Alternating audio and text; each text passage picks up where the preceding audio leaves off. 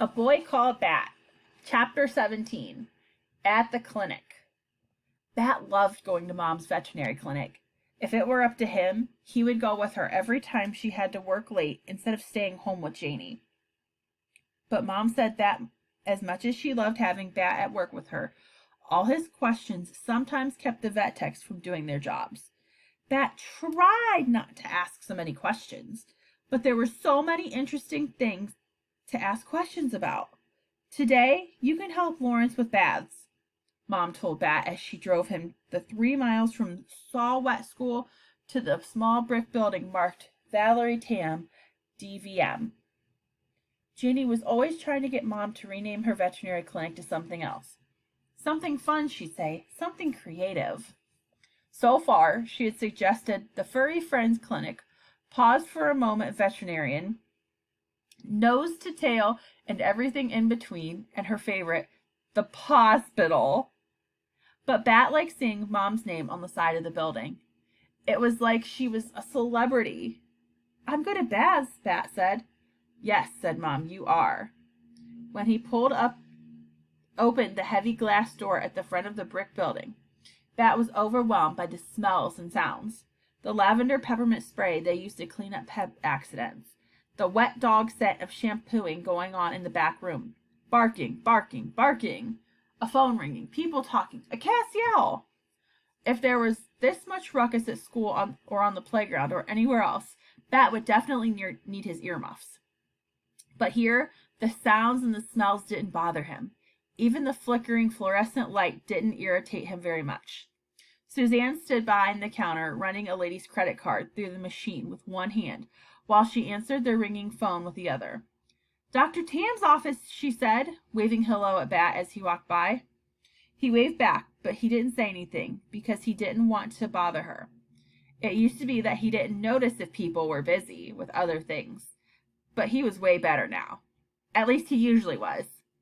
An old lady, like a grandmother, sat on the bench waiting in the waiting room.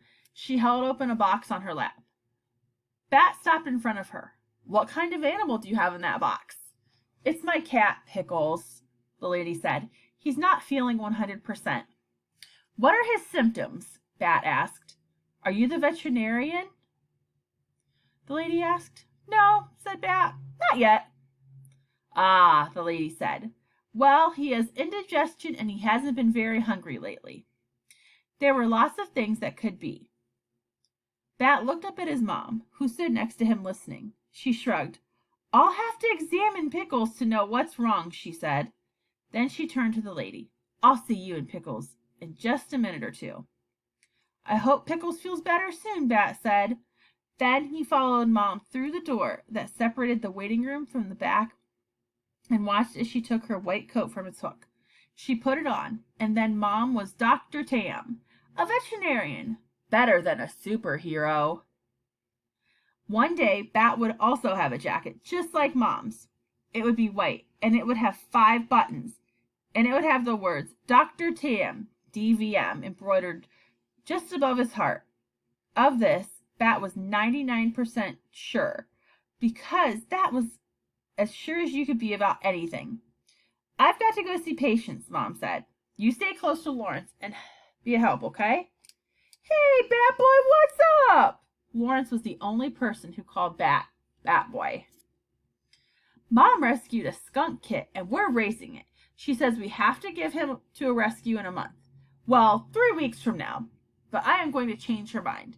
We named him Thor, Bat said. Lawrence laughed. I know all about the kit, he said. Who do you think is taking care of him while you're at school? You are, said Bat. Are you doing a good job? Lawrence rumpled Bat's hair, and Bat smoothed it down again. Of course I'm doing a good job, Lawrence said. It's the only kind of job I know how to do. Look. He reached into the neck of his shirt and pulled out the strangest necklace Bat had ever seen. It was made of t-shirt material and ended in a little pouch just big enough for cradling a skunk kit. Is Thor in there? Bat asked. Lawrence nodded. Yep, the little guy seemed kind of lonely in the kennel. So I made a sling for him out of one of my old t-shirts last night. See? snug as a bug in a rug. Lawrence opened the pouch so Bat could see inside. There was Thor, curled up in a sleeping ball. Can I wear him? Bat asked. Of course. We don't want him to get wet when I'm washing the dogs. Here.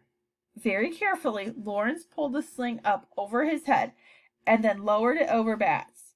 But the sling, which had barely reached Lawrence's chest, sank all the way to Bat's belly button.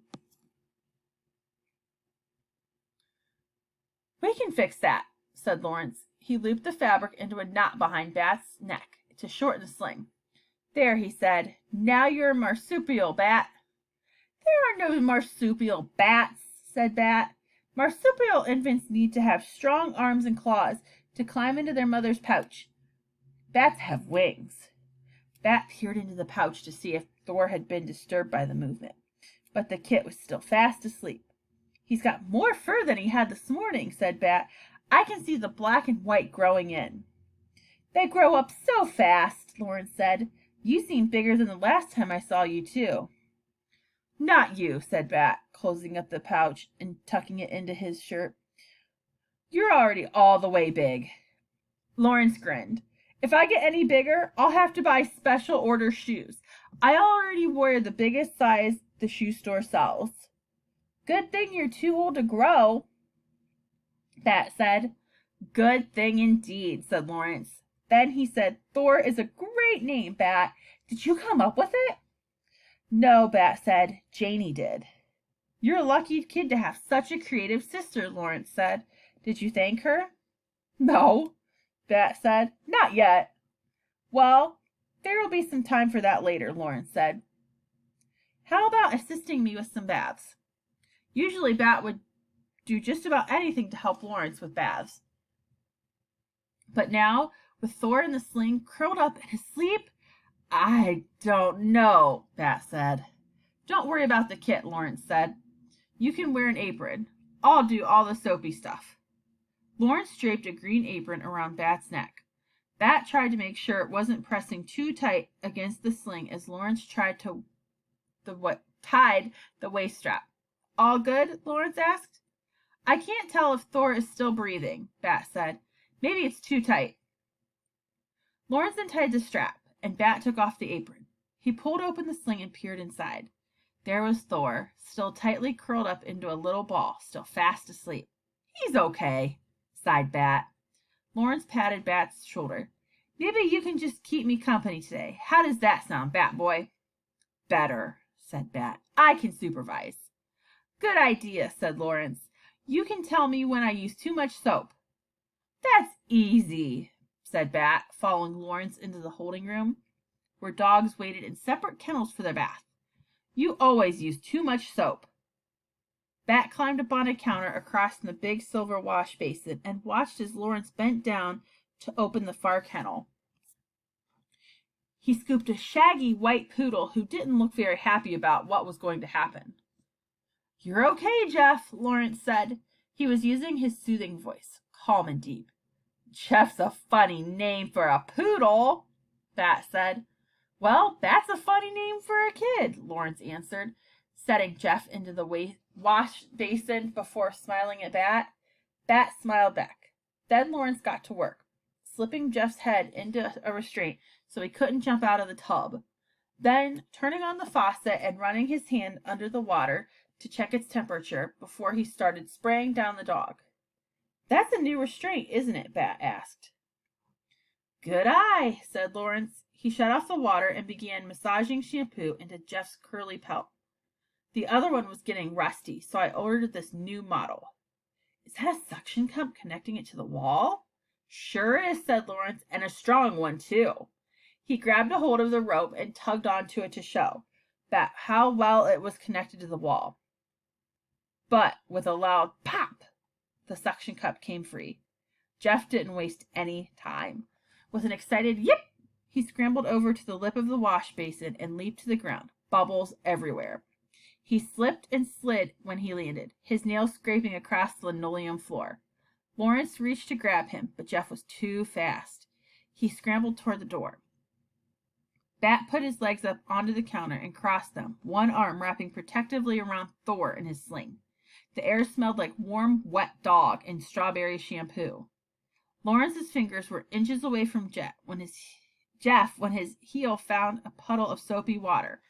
One moment he was standing, the next he was flat on his back. "Are you okay?" Bat asked. He didn't climb down from his perch. His first priority was keeping the kit safe and dry. "I've been better," Lawrence groaned. Jeff, who had discovered that the door was closed tight, returned to peer down at Lawrence. He lowered his head and lovingly licked Lawrence's cheek with his long pink tongue. Chapter 18. Dinner Date. Maybe the best moment of the whole day was when Bat finally felt Thor rustling into the pouch that hung from Bat's neck. Thor woke up from his nap just when Lawrence was finishing the last bath, which was for an inky spaniel named Webster. "Lawrence," Bat said, "Thor's waking up." Bat pulled open the sling and gently extracted the kit from it, holding Thor's warm, wiggly body up to his cheek. The kit's nose twitched and he sniffed around. "Baby wants milk," Lawrence said, and together they fed him. If Bat had his way, he would wear Thor in the sling all the time. But Mom made him take it off at bath time and bedtime. She was willing to compromise at dinner. "Really, Bat? I don't think Thor would be more comfortable in his enclosure?" Mom said she served out 3 platefuls of spaghetti and meatballs. "No," Bat said, "I really don't." Mom squinted her eyes tight. When she opened them, she said, "Okay, Thor can join us for dinner, as long as he stays in the sling. I'll bet when he's older, though, Thor will love spaghetti and meatballs," Bat said happily, twirling a messy fork full of noodles. "Skunks eat everything, you know. They're omnivores. Omni means everything. Vor means one who eats." "We know, Bat," Janie said. "You told us already, like 100 times. Don't you think it's interesting?" asked Bat. "I don't think what is interesting." "Everything," said Bat. "Everything there is to know about animals." "Not really," said Janie. "I think theater is way more interesting than animals." "That's stupid," said Bat, because it was. "Bat," said Mom in her warning voice, deep and serious with her eyebrows pointed towards her nose. "I'm sorry I said your interest is stupid," said Bat. He wasn't actually sorry, because Janie's interest was stupid. Theater was pretend. Animals were real. But Mom had to let him bring Thor to dinner. So Bat turned up his mouth in a smile and added, "Will you forgive me?" Mom liked it when he remembered to say that. "Whatever," Janie said. "Mom, did you make any garlic bread?" "Oh, it's in the oven. It's probably done," Mom said. Janie pushed back from the table, found an oven mitt in the drawer, and pulled the tray of bread out of the oven. It smelled wonderful. Ezra once said that garlic is the best smell in the world, better than roses. Janie said, putting the bread slices into a basket and bringing it to the table. "That Ezra is a character," Mom said. "He's pretty funny," Janie said. "He even makes our math teacher laugh. She doesn't think anything is funny." "If she doesn't think anything is funny," Bat said, reaching across the table for a piece of bread, "then why does she laugh at Ezra? Is it mean laughing?" "No, Bat," said Janie. "She thinks Ezra is funny." "Then why didn't you say she doesn't think anything is funny?" "Never mind, Bat," said Janie. Bat took a bite out of the garlic bread. The crust was crusty, and then the inside was hot and squishy. Melted butter glazed his fingers, which he licked one by one. They ate for a few minutes without talking. The only sounds the crunch of biting into bread and the scraping noise of forks against the plates as they wound bites of spaghetti. Then Janie announced, "I've decided I'm going to audition for the Queen." "I thought you wanted to be Alice," Mom said. "Well, that was before I read the script," Janie said. "Then I realized that Alice is boring. She just wanders around whining about everything." "You'd be good at that part," Bat said. "You're good at whining." "Mom!" whined Janie. "Make him stop." "Bat," said Mom, "that wasn't nice." "But I said she'd make a good Alice." But not for a good reason, Mom explained. Why does the reason matter? I gave her a compliment.